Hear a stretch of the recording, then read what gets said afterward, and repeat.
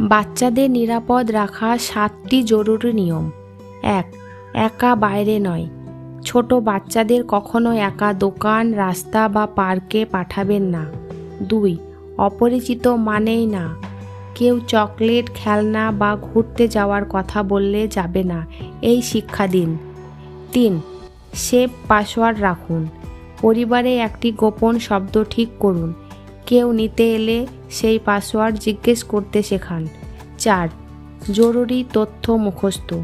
বাচ্চাকে নিজের নাম, বাবা মায়ের নাম ও ফোন নম্বর শেখান। 5. জোরে প্রতিবাদ করতে শেখান।